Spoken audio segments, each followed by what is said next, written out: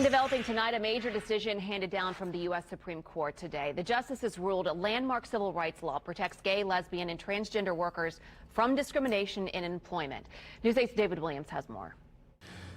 Indiana Youth Group CEO Chris Paulson tells me about 8% of Hoosiers identify as LGBTQ. She says this decision means those Hoosiers now have legal backing from the highest court in the country.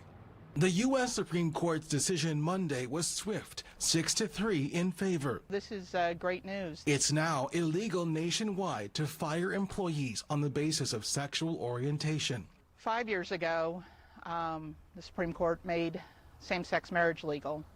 This ruling, I think, is even bigger for our community than that ruling, because this means that LGBTQ people can earn a living, support themselves, and be good, upstanding citizens, because they can keep jobs now. The highest court in the land decided a landmark civil rights law protects LGBTQ people from discrimination in employment. Carl Thomas, president of Indiana Pride of Color, knows how that feels. He once experienced discrimination while at work because he's a black gay man. I felt disrespected. I felt unwanted. I felt, so many different emotions came through.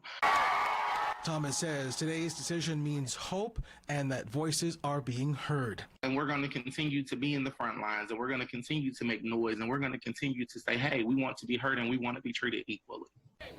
Today's SCOTUS decision comes after years of hard-fought battles for LGBTQ Hoosiers that continue to this day. It's certainly a cause to celebrate, and we are all celebrating right now, knowing that we have some hope, that we have a recourse if we are discriminated against because we are LGBTQ.